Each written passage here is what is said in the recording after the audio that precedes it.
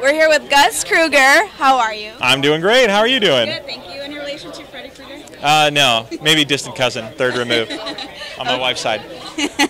So we hear you have a new maze. Can I you sure tell do. us about that? Yeah, my new maze this year is The Dead of Winter. It's based on the original Snow Queen story, not the one you may have seen in recent history.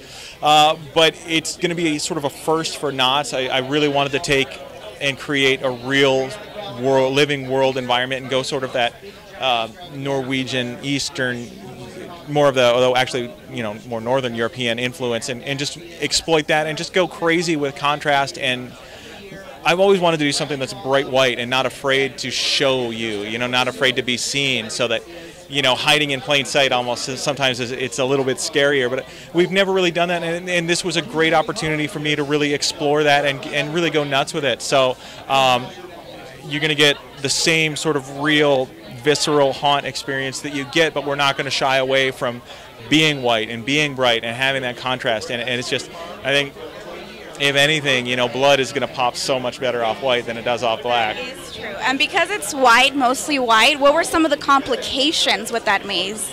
Well, I think it's, the same complications with any maze. It's just you have to address it from a certain design level that you have to probably be a little bit more clever with hiding things, because you can't just say, oh, it's dark, we're going to hide it, and just things like that. But ultimately, it's the same with anything. You just want to craft a really good, really convincing world, bring it all together, and just not be afraid of the design choice of being white, because I think for a lot of people that may be intimidating, but just really embracing it and going with it and making it part of it. It's just part of that experience and just going for it.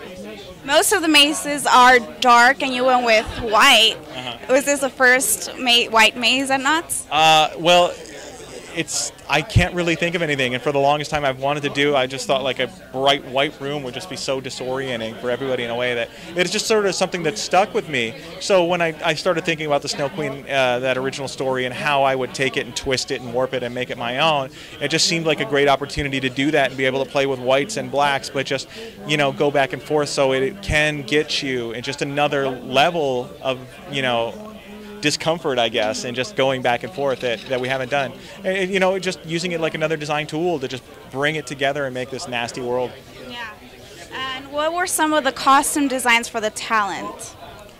Can you tell us? Or it's kind of a top secret? Well, a little bit of a top secret, but the maze itself, it is sort of based in that Norway, Sweden area. So we've gone back to that sort of a historical look as far as the basic townsfolk, and for everybody else, you're just going to have to show up and take a look for yourself. So you can't tell us what kind of monsters are going to be in the maze? Well, no, I can go into that. You've got the Snow Queen herself, and she does have an undead, sort of resurrected Viking army that she's brought to do her bidding. So you're going to see those guys a lot, and actually inside this maze, I've incorporated a little bit of a mirror maze too. So there's going to be a little bit of that to play with. But there's a lot of different things going on, a lot of different things. But it really does go back to that style, and just drawing from that and bringing that mythology of that area and everything together.